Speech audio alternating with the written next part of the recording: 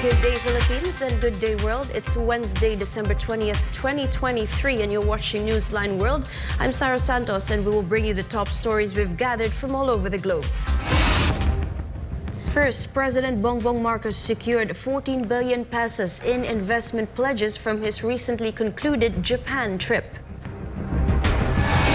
At least 126 people died following a 6.2 magnitude earthquake that struck the Chinese provinces of Qinghai and Gansu. The White House warned that the United States has only one military aid package left for Ukraine. Trucks carrying humanitarian aid have arrived in Gaza from Israel. And 10 countries formed a new task force to combat Houthi rebels in the Red Sea. These and more for tonight's edition of Newsline World. And for our first news, President Bongbong Marcos has returned to the Philippines following the successful ASEAN-Japan commemorative summit in Tokyo, bringing home with him billions in investment pledges. Jane Cognita reports. President Ferdinand Bongbong Marcos Jr. has returned to the Philippines from his participation in the ASEAN-Japan commemorative summit in Tokyo, Japan. The president and his delegation arrived in the Philippines at 10:38 p.m. on Monday. In his arrival statement at Villamor Air Base in Pasay City, PBBM mentioned that the Philippine delegation has brought home additional investment pledges from the meeting with the Japanese business community.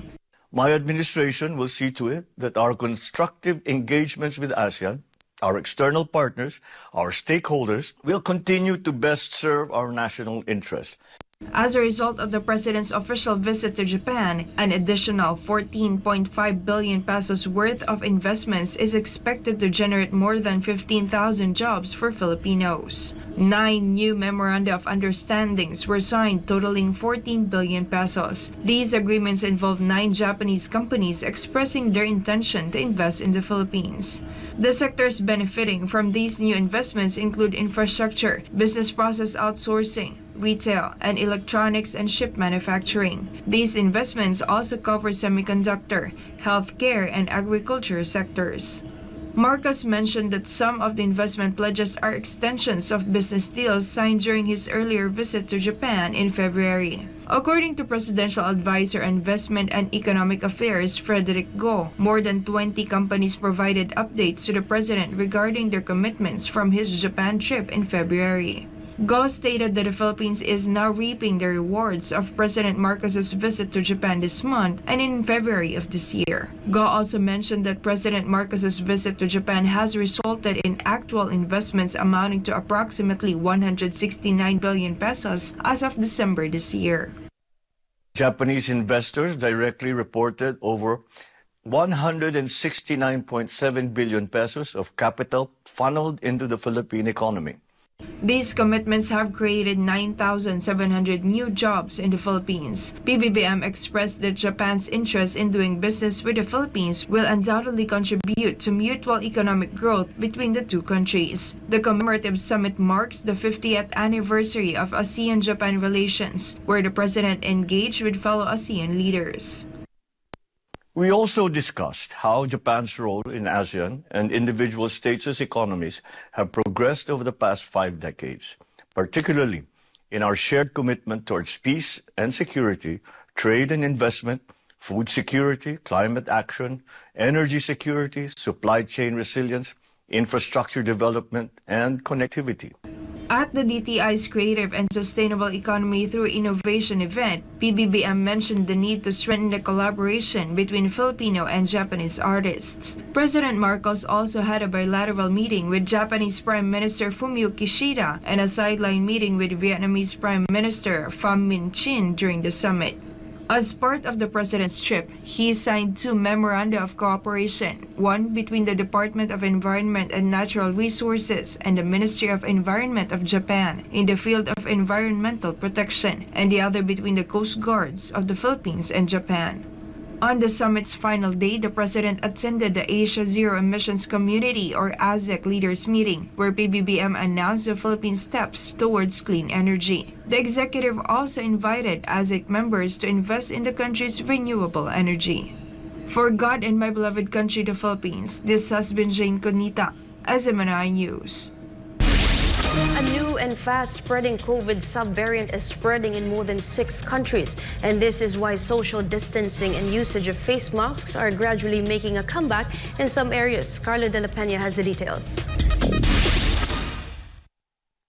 First detected in Luxembourg, JN.1 is believed to have evolved from the BA.2.86 Pirola variant, which stems from the Omicron subvariant. According to the World Health Organization, Pirola and its variants accounted for 17% of the SARS-CoV-2 sequences uploaded to the Global Initiative on Sharing All Influenza Data.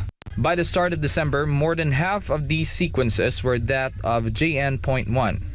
JN.1 was first detected in the United States in September, but it only spread slowly at first. However, in recent weeks, it has accounted for a growing percentage of test samples sequenced by laboratories affiliated with the U.S. Centers for Disease Control and Prevention, or CDC.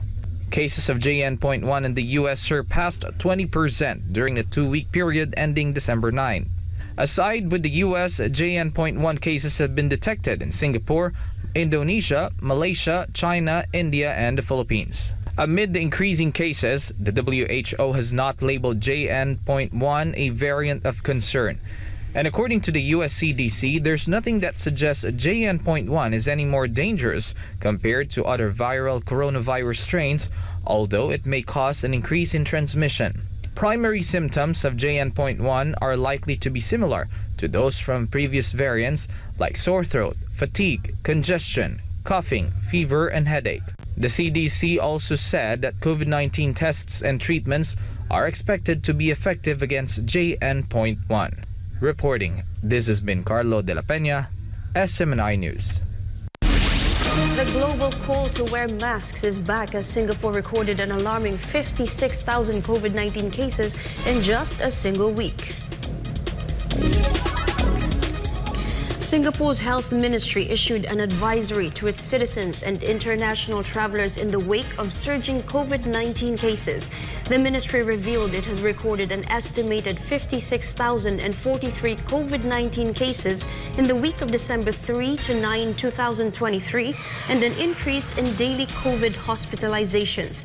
The figure was a significant leap as it compared to the 32,035 cases recorded in the previous week. The majority of the cases in Singapore were linked to the new Omicron subvariant JN.1. The variant can spread rapidly and evade immunity, making it a global concern, although there is still no clear indication whether it is more transmissible or can cause a more severe disease as compared to previous variants.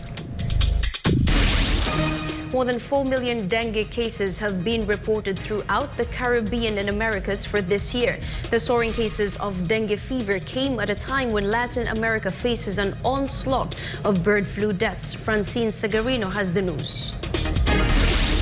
Experts linked the alarming rise in infections to rising temperatures and more people moving to live in cities. The World Health Organization warned that dengue fever will become a major threat in some parts of the world this year. The record-breaking number of cases was the highest seen in the past 4 decades. Officials from the Bahamas to Brazil warned there are new infections recorded every day, while clinics are getting crowded with patients. There were 2,000 deaths reported from the Bahamas to Brazil alone. Local officials warned that the rising temperatures are extending the habitat of the mosquitoes and help the virus develop faster inside their bodies. As Caribbean and Americas suffer from rising dengue cases, Latin America is dealing with bird flu outbreak, killing not only birds and poultry, but even mammals. Reporting this has been Francine Segarino, SMNI News. Finland officially signed a defense agreement with the United States this week. But what does the signing of this bilateral treaty with Washington mean for the future of Finland's military bases and the role it could play in future conflicts? Kirby Hill Trinidad tells us more. A ceremony held at the U.S. State Department on Monday marked the official signing of the Defense Cooperation Agreement, DCA, between Finland and the United States, represented by Finnish Foreign Minister Elina Valtonen and U.S. Secretary of State Antony Blinken. The DCA will require Helsinki to open its military bases to U.S. forces and allow the two militaries to conduct joint training. Additionally, the agreement will allow the United States to use 15 facilities in Finland where its military will have unrestricted access and be able to store military equipment and ammunition. These include access to Finland's Air Force bases, naval bases, garrison areas, training areas, storage areas, and border guard barracks. The measure, however, bans the storage and transportation of nuclear weapons on Finnish territory. Finland officially became the 31st NATO member on April 4, 2023, which marked a major shift in the security landscape in Northern Europe and doubled NATO's land border with Russia by more than 800 miles. Russian President Vladimir Putin has long warned against NATO expansion and called out the West for dragging the Nordic country into the world's largest military alliance. This has been Kirbil Trinidad, SMNI News. President Bongbong Marcos Jr. said that he will not send Chinese Ambassador Wang Shilian back to Beijing amid calls to expel the envoy over the dispute in the West Philippine Sea. Let's find out more from Hannah Jane Sancho. President Ferdinand Marcos Jr. does not agree with proposals to expel Chinese Ambassador Wang Zilian from the Philippines. This comes despite the ambassador's statements that China did not violate any agreements in the recent incidents of harassment in Bajo de Masinloc and Ayungin Shoal. Recently, some Filipino lawmakers expressed dissatisfaction with what they perceive as Ambassador Wang's failure to help ease tensions between the Philippines and China. Thus, they are calling for the Chinese ambassador to be sent home. In a media interview in Japan, President Marcos said that he would not request China to recall its ambassador to the Philippines. While the president admitted he was upset with the ambassador's statement, he also understood that Ambassador Wang was just doing his duty. Marcos emphasized that part of Wang's job is to continue presenting the Chinese narrative in the South China Sea. President Marcos also stressed that while both sides may not agree in the narrative, the Philippines will continue its efforts to address the challenges. The suggestion to replace Ambassador Wang with a new envoy would not bring any changes, according to Marcos, as the replacement envoy would continue to echo China's position. Therefore, President Marcos emphasized that there is no need to overact to this matter. When asked if he prefers a different approach amid the West Philippine Sea dispute, Marcos said he is ready to sit down for negotiations to resolve the issue. He also said the current focus of the Philippines is to ensure security arrangements with other countries like Japan to maintain regional stability. For God and my beloved Philippines, this has been Hannah Jane Sancho, SMNI News. A volcano in Iceland has erupted following weeks of anticipation and intense earthquake activity, with thousands of people evacuated from their homes earlier this month. The details from Ruth Hamilton.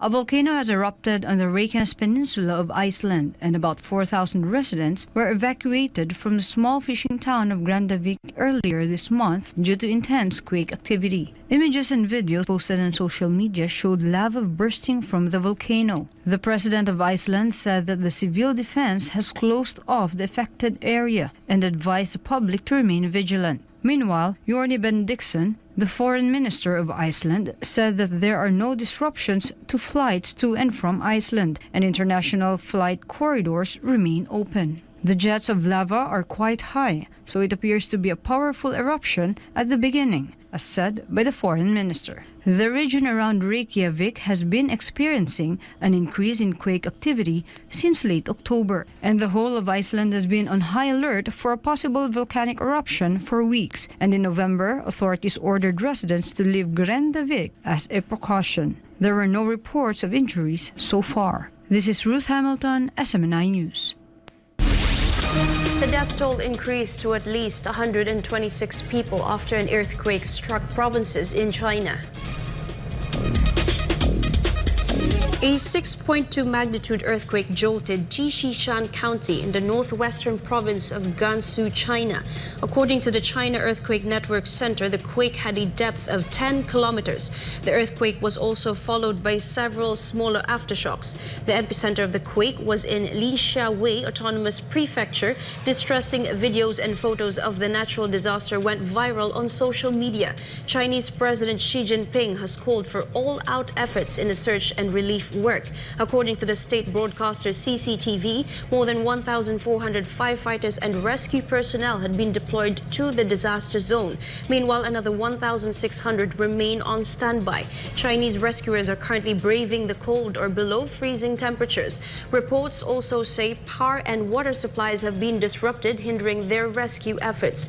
The 6.2 magnitude earthquake that struck northwest China is the country's deadliest quake in 13 years.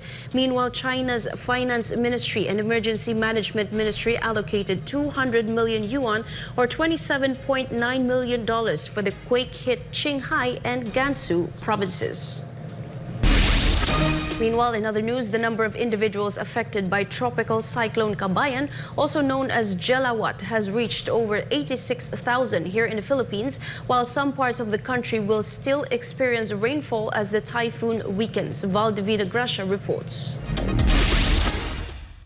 The impact of the shear line and tropical cyclone Kabayan, also known as Jelawat, has affected more than 86,000 individuals, equivalent to over 25,000 families. According to the latest report from the National Disaster Risk Reduction and Management Council, or NDRRMC, the affected individuals come from 3 regions, 12 provinces, 43 cities and municipalities, and over 200 barangays in northern Mindanao, Davao Region, and Caraga. Currently, more than 82,000 people are taking shelter in nearly 400 evacuation centers. Reports say other affected residents are staying with relatives or friends. There have also been reports of 1 person injured and 1 missing, but the agency continued its response efforts for these cases. Although Tropical Cyclone Kabayan continues to weaken, some areas will still experience heavy rainfall from 100 to 200 millimeters on Tuesday until Wednesday afternoon. These areas include Surigao del Sur, Surigao del Norte, Dinagat Islands, Agusan del Sur, Davao del Norte, Davao de Oro, and Davao Oriental. Meanwhile, areas such as Central Visayas, Biliran, Leyte, Southern Leyte, Zamboanga del Norte, Northern Mindanao, Davao City, Cotabato, Lanao del Sur, southern portions of Samar and Eastern Samar, and other parts of Caraga, Davao Oriental, Davao de Oro, and Davao del Norte will experience rainfall from 50 to 100 millimeters. For God and my beloved country, the Philippines, this is Valdivina Gracia. SMNI News. Humanitarian aid trucks have begun entering Gaza from Israel through another border crossing. Let's find out more details from Jane Cognita. Humanitarian aid trucks started entering the Gaza Strip from Israel through the Kerem Shalom border crossing on Sunday. Various trucks loaded with food and medicine for Palestinian civilians were seen waiting at the crossing. To recall, on Friday, the government of Israel approved the temporary delivery of aid to Gaza through the Kerem Shalom. Since then, 79 trucks of aid convoys have reportedly crossed the border. Rafah border crossing was the only transit point for humanitarian aid before the Kerem Shalom checkpoint was opened. It's the first time humanitarian aid would be distributed directly to Gaza Strip from Israel since Hamas launched an unprecedented attack on southern Israel on October 7. The war resulted in the deaths of thousands on both sides. Israeli officials reported that around 1,200 people were killed on October 7, mostly civilians. Hamas also kidnapped over 200 people, according to Israeli officials. Israel declared war on the group and a complete siege of Gaza with a large-scale campaign of airstrikes. A ground incursion began at the end of the 3rd week, with Israeli leaders vowing to wipe out Hamas. The Israeli Defense Forces claimed that Hamas locations and infrastructures were targeted in the response. The IDF also claims to have exposed tunnels made by Hamas. Meanwhile, Palestinian officials have reported that at least 19,088 people have been killed and more than 54,000 injured. United Nations experts warn against collective punishment for the people of Gaza before predicting a humanitarian crisis, and then claimed that hell is settling in for the region. According to UN Office for the Coordination of Humanitarian Affairs, there are currently 1.5 million internally displaced people in Gaza.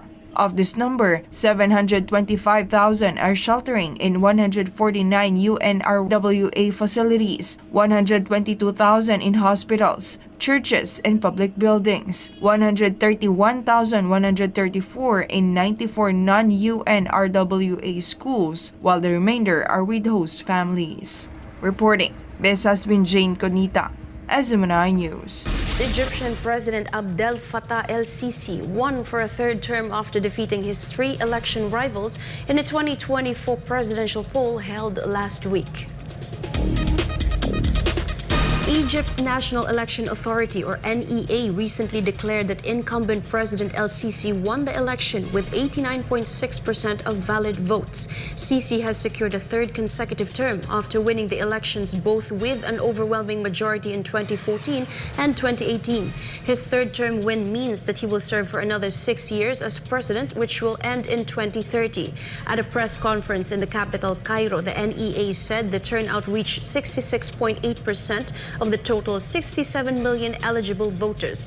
The voting in Egypt took place from December 10 to 12. Meanwhile, Egyptians abroad were able to cast their vote from December 1 to December 3 in 121 countries. The White House has warned that it only has enough Ukraine funding left to send one more military aid package to the said country. And after that, there will be no replenishment authority available to them. The details from Sarah Santos. The White House reiterated its call for the U.S. Congress to expedite the approval of supplemental funding for Ukraine and warned that the current funds will only be enough for one more military aid package before the end of 2023. The Biden administration plans to announce one more package of military aid to Kyiv this month. But according to White House National Security Council spokesperson John Kirby, after the last package is sent to Ukraine, there will be no more replenishment authority available to them. Kirby said, quote, "We are planning one more package for Ukraine this month. However, when that is done, we will have no more replenishment authority available to us, and we're going to need Congress to act without delay." End of quote. Kirby made the remarks as the Biden administration continues to push for congressional approval for President Joe Biden's latest request for Ukraine aid. He insisted that U.S. lawmakers should pass another $60 billion in funding for Ukraine as part of an emergency spending bill, which also includes assistance for Israel. U.S. Republican lawmakers have held up the said proposal after approving the $113 billion in outlays for Kyiv. U.S. congressional negotiators have reportedly held recent discussion on a compromise that would provide funding for Ukraine if Biden agreed to impose stricter border policy along the U.S.-Mexico border. Meanwhile, the Pentagon still has $4.4 billion in presidential drawdown authority to provide weapons to Kyiv directly from the Defense Department inventory. And this was said by Pentagon spokesperson Lieutenant Colonel Garon Garn. Also, Pentagon Controller Michael McCord sent a letter to the leaders of the U.S. House and Senate Defense Policy and Appropriation Committees. The department only has enough funds to continue supplying military assistance to Kyiv until December 30 of this year. Reporting, this has been Sarah Santos, SMNI News. The foreign minister of Russia said that all territorial disputes between Moscow and other countries, including Japan, are considered a done deal. To find out why, Ria Saito will tell us more. Russian Foreign Minister Sergei Lavrov denied any territorial disputes with other countries as differences concerning the northern territories prevented Tokyo and Moscow from signing a post-war peace treaty. Lavrov made the remarks in response to the allegations made by U.S. President Joe Biden that Moscow may attack a NATO member country. The Russian foreign minister denied the claim as nonsense and said that it was the West that broke off relations with Russia and made it their enemy. Lavrov also suggested that Moscow will never discuss with Tokyo the issue of sovereignty over Russian-held islands of Hokkaido. In March 2022, at the height of Russia's invasion of Ukraine, the Russian foreign minister said it would stop talks to conclude a peace treaty with Japan after it imposed sanctions on Moscow. The Northern Territories is a territorial dispute between Japan and Russia over the ownership of the 4 southernmost Kuril Islands. The former Soviet Union seized the 4 islands after Japan's surrender in World War II, but the Japanese government has claimed it as its own. The decades-old dispute, which can be traced as early as 1945, has prevented both countries from signing a post-war treaty. The Deputy Foreign Minister of Russia also slammed Tokyo for its actions towards against Moscow and said his country has no plans to continue talks for a potential treaty of friendship and cooperation with Japan. Ijo yung Humanitarian at SMNI News, Japan. A maritime task force of 10 countries has joined forces to counter increasing attacks by Yemen's Houthi rebels in the Red Sea. This news from Melchizedek Cadiz. In the wake of brewing tensions in the Middle East, the United States announced a 10-nation maritime task force designed to counter Houthi attacks in the Red Sea, a strategic waterway where up to 12% of global trade passes through each year. The multinational coalition known as the Operation Prosperity Guardian consists of the United States, the United Kingdom, Canada, France, Italy, Netherlands, Norway, Bahrain, Seychelles, and Spain. The U.S. and other naval forces are already operating in the Red Sea to protect commercial ships, but the new task force will help boost their security capabilities in the strategic waterway amid the latest wave of Houthi attacks. Meanwhile, 2 cargo vessels in the Red Sea were targeted by drone attack on the same day that the U.S.-led coalition was announced. The cargo vessels were identified as Panama-flagged MSC Clara and Norwegian-owned Swan Atlantic. A spokesman for the Houthi militants warned the group will continue to prevent all Israel-bound ships from sailing through the Arabian Sea and the Red Sea until food and medicines are allowed to enter Gaza. The Iran-backed Houthis have attacked numerous vessels in recent weeks to protest Israel's escalating military offensive in the war-torn enclave. The attacks forced several companies to stop sending cargo vessels in the strategic waterway amid deteriorating security conditions.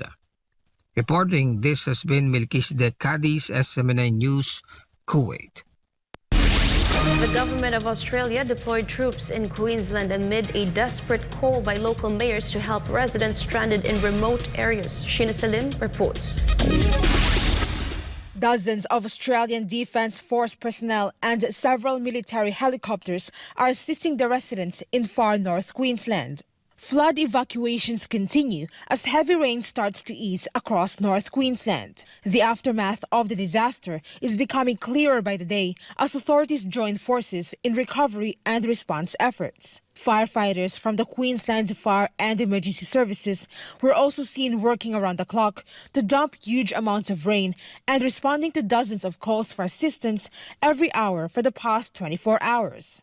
Locals are confused as to how a relatively Category 2 cyclone that weakened into a low-level system when it entered Queensland turned chaotic. The Australian state is no stranger to flooding and heavy rains, but experts said the deluges brought by former tropical cyclone Jasper was of another level, that it broke records not seen in more than 100 years. Australian Prime Minister Anthony Albanese will visit far north Queensland later in the week to announce a one-time disaster payment for the flood victims. Reporting from Melbourne, this is Sheena Salim, SMNI News, Australia. Indonesia hailed the discovery of more than 6 trillion cubic feet of natural gas in the Indonesian province of North Sumatra. The discovery made it one of the largest gas finds in Indonesia to date. Anissa de Guzman files this story. The discovery of natural gas at the Layaran 1 exploration well off North Sumatra in Indonesia was considered a huge milestone for energy security in Indonesia and Southeast Asia. Abu Dhabi-based Mubadala Energy Company takes pride in initiating this significant find. The area discovered has the potential for more than 6 trillion cubic feet of gas, or about 170 billion cubic meters. The development also offers commercial opportunities for Mubadala as the company aims to expand its footprint in the region. The discovery marks the second successful well exploration for the Abu Dhabi-based firm in the Andaman area since the first one was announced in July 2022. Reporting for Newsline World, Anissa de Guzman, SMNI News. Meanwhile, Vietnam has agreed to strengthen cooperation on rice exports with Thailand and the Philippines to ensure regional and global security. Chatmongkon Pizamaygozon has the news.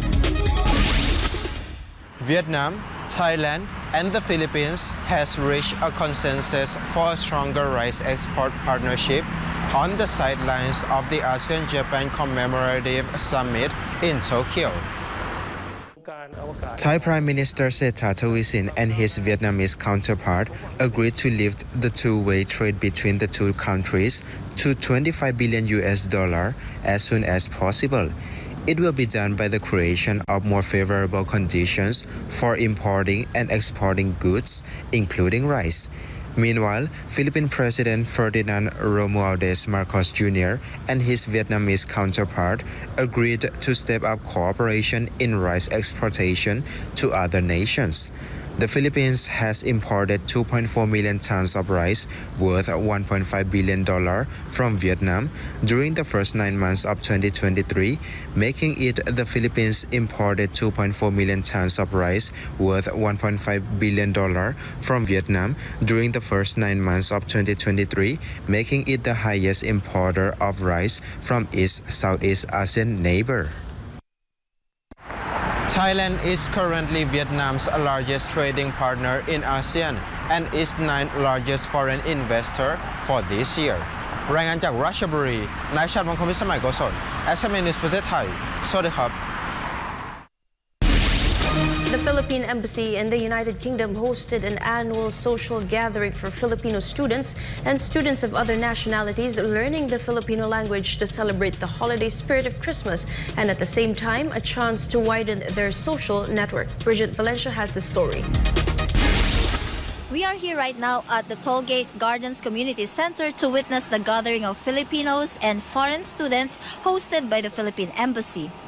The good ambassador Teodoro Locsin Jr. welcomed the students with a brief opening remarks, assuring them that the embassy is always open for them to give support, and that this night is a treat for them, a little way to overcome homesickness, but also a chance to get to know one another while they enjoy sumptuous Filipino foods and music. Most of the students who attended the event are Filipino students who received Chevening scholarships. This is a British scholarship award that offers a fully funded scholarship program to undertake any master's course at any UK university. I'm in the event of the Philippine Embassy that gathers all Filipino students studying abroad here in London.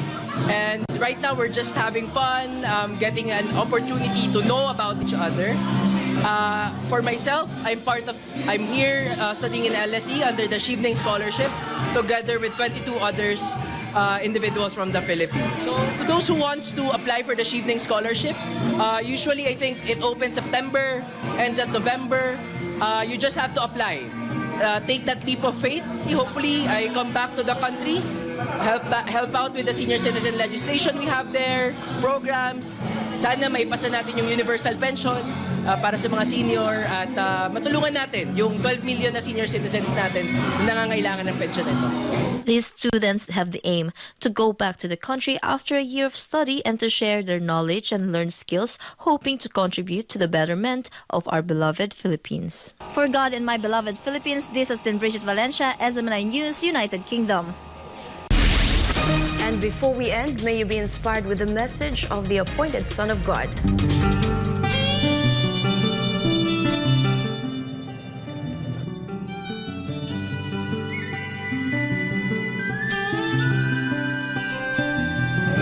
The gospel of love is the most honorable ideology of all.